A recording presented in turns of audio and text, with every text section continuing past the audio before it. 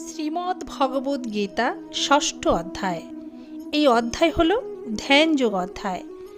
এই অধ্যায়কে অভ্যাসযোগ অধ্যায়ও বলা হয়।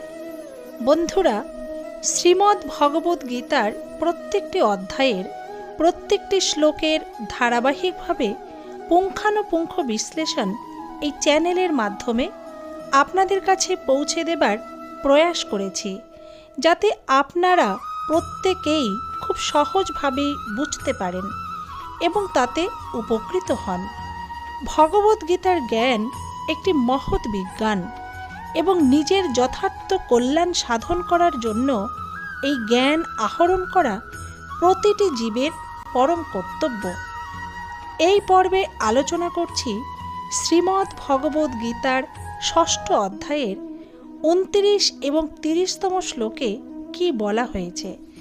29তম শ্লোকটি হল সর্বভূতস্থ আত্মনাম সর্বভূতানি চ আত্মনে ঈক্ষতে যোগযুক্তাত্মা সর্বত্র সমদর্শনঃ।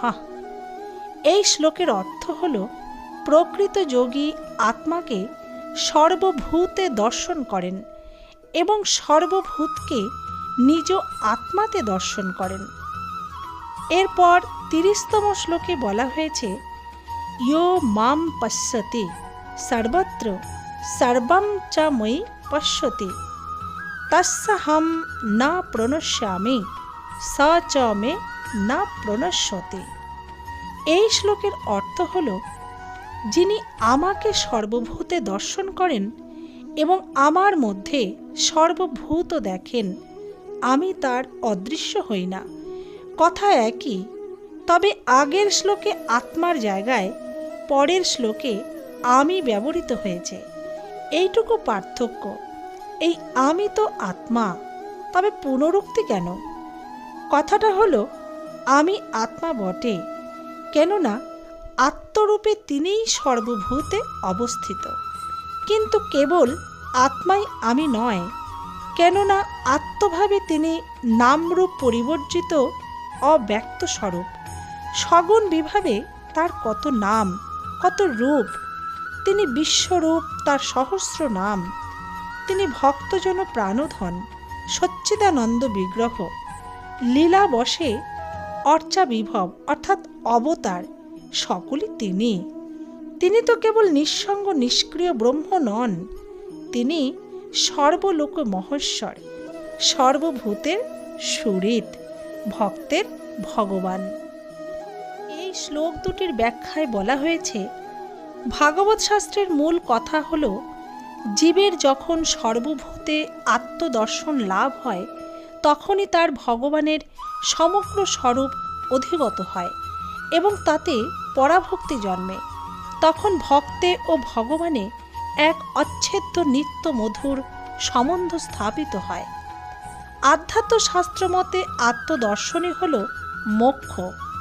এটিই পরম পুরুষার্থ। ধর্ম, অর্থ, কাম, মোক্ষ এই চতুর্বর্গের বা 4টি পুরুষার্থের মধ্যে মোক্ষই হল শ্রেষ্ঠতম। কিন্তু ভাগবত শাস্ত্র মতে মুক্তির ওপরেও আর একটি পুরুষার্থ আছে, যাকে বলে পঞ্চম পুরুষার্থ। তা হল প্রেম ভক্তি। এই ভক্তিতে যে মধুর সম্বন্ধ, এই যে আকর্ষণ, উভয়ত ভগবানের প্রতি ভক্তের যেরূপ আকর্ষণ, ভক্তের প্রতিও ভগবানের সেইরূপ আকর্ষণ। তাই শ্রী ভগবান বলেছেন, আমার ভক্ত কখনো আমাকে হারান না, আমিও আমার ভক্তকে হারাই না। আমার ভক্ত সর্বত্র আমাকেই দেখেন এবং আমার মধ্যেই সমস্ত দেখেন। তিনি জগতের দিকে তাকালে জগৎময় আমার মূর্তিই অনুভব করেন। এই জন্য বলেছেন, তাহার যাহা যাহা নেত্র পড়ে তাহা কৃষ্ণ স্ফুরে। আগের শ্লোক ও এই শ্লোকের পার্থক্য কি? আগের শ্লোকে যোগীর আত্মদর্শনের কথা বলা হয়েছে, আর এই শ্লোকে যোগী ভক্তের ভগবত দর্শনের কথা বলা হয়েছে।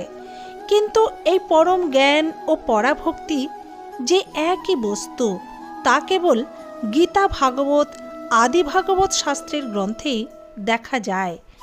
আধ্যাত্মশাস্ত্রের ব্যাখ্যা জ্ঞান লাভ হলে ভক্তি প্রবাহ রুদ্ধ হয়ে যায়, কর্ম বন্ধ হয়ে যায়। কিন্তু ভাগবত শাস্ত্র মতে তখন ভক্তি বিশুদ্ধা হয়ে নির্গুণত্ব প্রাপ্ত হয়, কর্ম নিষ্কাম হয়ে ভাগবত কর্মে পরিণত হয়। ধন্যবাদ বন্ধুরা। এখানেই 29 এবং 30তম শ্লোকের ব্যাখ্যা সমাপ্ত। ভালো থাকবেন, সুস্থ থাকবেন। আমার চ্যানেলটিকে সাবস্ক্রাইব করে আমার পাশে থাকবেন। ভালো লাগলে লাইক, কমেন্ট ও শেয়ার করতে ভুলবেন না যেন। জয় শ্রীকৃষ্ণ।